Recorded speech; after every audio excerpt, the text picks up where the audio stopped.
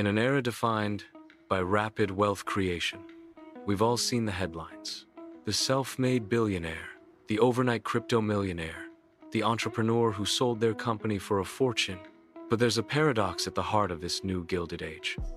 A staggering 70% of new fortunes disappear by the second generation, and 90% are gone by the third. So, what's the difference? What do those who inherit generational wealth know about investing that the newly rich often miss? The answer isn't a secret stock tip or a complex algorithm. It's a profound difference in mindset and strategy. It's the difference between being merely rich and being truly wealthy. This is a story of two opposing philosophies, a mindset of accumulation versus a mindset of preservation. The new money story is about risk, speed, and seizing an opportunity in a single lifetime. The old money story is about patience, resilience, and building a legacy that endures for centuries. The strategies of old money are not about how to get rich, but how to stay rich. The guiding principle of old money is a simple one. Their primary goal is not to chase a high return, but to build a financial foundation that is so resilient it can withstand economic shocks, tax changes, and even the follies of future generations. This approach is rooted in a fierce, almost sacred responsibility to protect the family's assets. They accomplish this through three core strategies. First, their approach to asset allocation is multi-layered and relentless. While a new investor might think of diversification as a mix of stocks and bonds, old money takes it a step further. They favor hard assets, which are seen as a time-tested store of value. Assets like land, property, and gold provide a tangible foundation and a reliable hedge against inflation. Beyond that, their portfolios are structured around income-producing assets like real estate or dividend-paying stocks to ensure a steady, reliable stream of passive income. This means the family's lifestyle can be sustained without ever having to sell off the core assets, thereby protecting the principal. And while their methods are rooted in tradition, they aren't static. Modern old money investors have adapted by incorporating sophisticated alternative investments like private equity and venture capital to manage volatility and generate new growth. Second, they invest in legal and tax infrastructure. This is the invisible bedrock that secures wealth against its most common threats. The single most important tool is the trust. By placing assets into a trust, families can shield them from creditors, minimize tax liabilities, and control how and when wealth is distributed to future heirs. For example, the Rockefeller family uses a cascade of irrevocable trusts, funded with life insurance, to pass wealth to future generations in a tax-efficient manner. For ultra-high net worth families, this legal and administrative burden is so great that they create a dedicated family office. A family office is a private, full-service entity with a team of financial, legal, and tax specialists who work exclusively for the family, offering a holistic and long-term approach.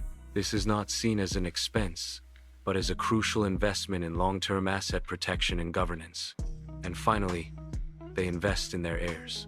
The most significant threat to generational wealth is often not the market, but the heirs themselves. The alarming statistic that 70% of wealth is lost by the third generation is largely attributed to a lack of heir preparation, poor financial literacy, and communication failures. Old money families understand that preparing the next generation to be responsible stewards of their inheritance is as important as the financial planning itself. They normalize financial discussions, hold regular family meetings, and provide early financial education on things like budgeting, saving, and the value of work. The goal is to gradually increase a child's financial responsibility and knowledge, giving them an opportunity to learn from both successes and mistakes in a controlled environment. In stark contrast, the mindset that often creates a fortune, a belief in one's own labor and ingenuity, can be the very thing that leads to its dissipation. The psychological and tactical pitfalls of new money are part of a self-reinforcing cycle. The biggest killers of returns are emotional decisions. A primary driver of new money investment decisions is a focus on short-term profits and emotional reactions rather than rational analysis. This is where we see the fear of missing out, or FOMO. When the market is surging and everyone is talking about the next hot stock or trendy startup, the urge to jump in becomes overwhelming. This leads investors to chase performance, buying into assets at their peak without doing proper research. Then, there's loss aversion, the psychological bias, where the pain of a loss feels far more acute than the pleasure of a gain. This fear can lead to rash decisions, such as panic selling during a market downturn, which often crystallizes those very losses at the worst possible time. On the flip side, it can also lead to the mistake of holding on to a losing stock in the hopes of simply getting even, which only prevents capital from being reallocated to more productive uses. Beyond these psychological traps, new money investors often make fundamental tactical errors. The first is a lack of a clear financial plan. Without defined goals, a realistic time horizon, and an understanding of their true risk tolerance, investors are susceptible to reactive, emotional decisions. They also frequently overlook the silent killers of a portfolio: fees and expenses. While small charges may seem insignificant, they can accumulate over time and significantly hinder a portfolio's potential through compound erosion. We've seen these mistakes play out repeatedly in history.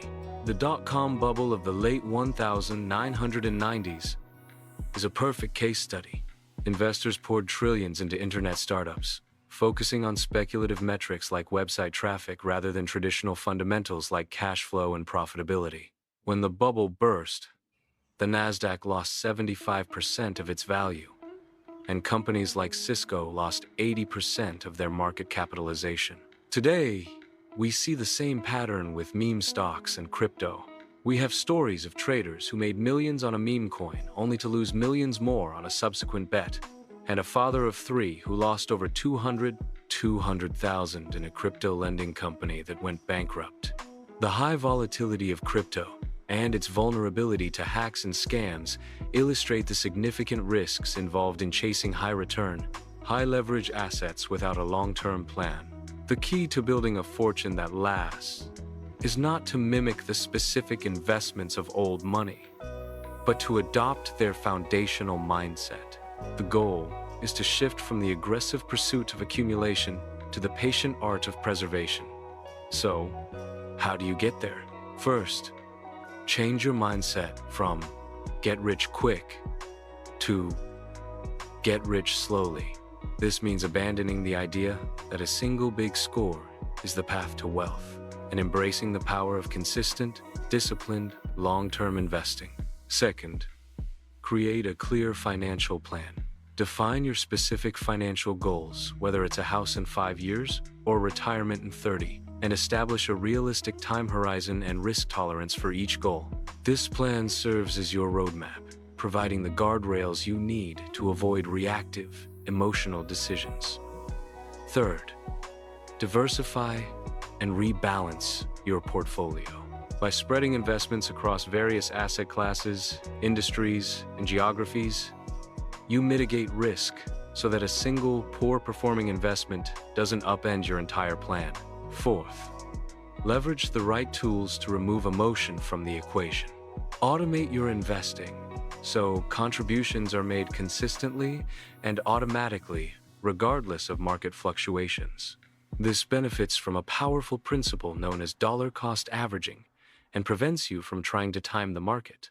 And for those with significant wealth, exploring basic trust structures can provide the asset protection and tax minimization benefits that are the hallmark of old money wealth. Finally, don't go it alone. The old money playbook consistently involves a team of professional advisors. For a new investor, a financial advisor can provide an outside perspective to help you define goals, assess risk, and, most importantly, provide the discipline and accountability needed to stick to a long-term plan. For those with more complex situations, a family office provides the necessary legal, tax, and administrative support for truly generational preservation. The evidence is clear. True wealth is not measured by the size of a fortune at a single moment in time, but by its ability to endure and create a lasting legacy for the generations to come. The ultimate distinction is between being merely rich and being truly wealthy. If you found this video helpful, make sure to like, subscribe, and stay tuned for more tips and strategies to grow your financial knowledge